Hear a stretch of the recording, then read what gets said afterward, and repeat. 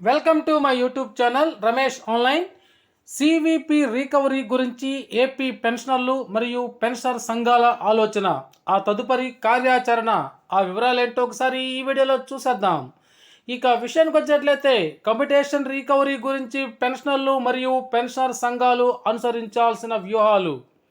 AP పెన్షనర్లు తాము పదవి విరమణ చేసే సమయంలో ప్రభుత్వం నుంచి ఏక మొత్తాన్ని తీసుకొని దానిని కొన్ని వాయిదాలలో చెల్లిస్తుంటారు. దీనినే కంప్యూటేషన్ అమౌంట్ అని పిలుస్తుంటారు. అయితే ఈ విధంగా చెల్లించే వాయిదాలు 15 సంవత్సరాల పాటు చెల్లించాలని మొదట్లో పెన్షనర్లకి ప్రభుత్వం వారు తెలియజేశారు. ఎందుకంటే అప్పుడు రేట్ ఆఫ్ ఇంట్రెస్ట్ అనేది 15% ఉండేది. దాని ప్రకారం ఈ మొత్తం 15 సంవత్సరాల పాటు చెల్లిస్తే సరిపోయేది. కానీ ఇప్పుడు ఆ రేట్ ఆఫ్ ఇంట్రెస్ట్ అనేది 8 నుంచి 9% తగ్గిపోయింది. మరియు భవిష్యత్తులో కూడా ఇంకా తగ్గే అవకాశం ఉన్నది. అందువల్ల ఇటువంటి నేపథ్యంలో ఈ మొత్తాన్ని 11 సంవత్సరాల 3 నెలల్లో ప్రభుత్వం పెన్షన్ల దగ్గర నుంచి రికవరీ చేస్తే సరిపోతుంది.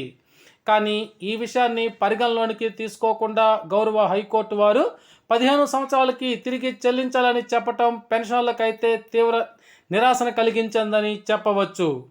ఏది ఏమైనా ఈ కమ్యూటేషన్ రికవరీకి సంబంధించినటువంటి గౌరవ హైకోర్టు వారు వెలువరించిన తీర్పుపై గౌరవ సుప్రీంకోర్టు వరకు వెళ్ళడం అనవసరము మరియు వృధా ప్రయాస అవుతుంది. ఎందుకంటే ఒకసారి సుప్రీంకోర్టులో గనక కేసు వేసినట్లయితే దాని తీర్పు జడ్జిమెంట్ వచ్చేటప్పటికి ఇప్పుడు ఉన్నటువంటి పెన్షన్లలో చాలామంది వారు కాలం చేసేటువంటి అవకాశం కూడా ఉంది, అటువంటి ప్రమాదం కూడా ఉంది. అందువలన ఈ విషయం మీద సుప్రీంకోర్టుకి వెళ్లకుండా మన పెన్షన్ల ముందు ఉన్నటువంటి ఏకైక మార్గం ఏంటంటే గౌరవ రాష్ట్ర ప్రభుత్వంతో సంప్రదింపులు జరిపి రికవరీ చేయబడే కాలాన్ని 15 సంవత్సరముల నుంచి 11 సంవత్సరముల 3 నెలలకు అనగా 135 నెలల కాల పరిమితికి పరిమితం చేయవలసిందిగా ప్రార్థించడమే ఉత్తమమైనటువంటి మార్గమని ఏపీలోని పెన్షనర్లు మరియు పెన్షనర్ల సంఘాలు అయితే అభిప్రాయపడుతూ ఉన్నాయి.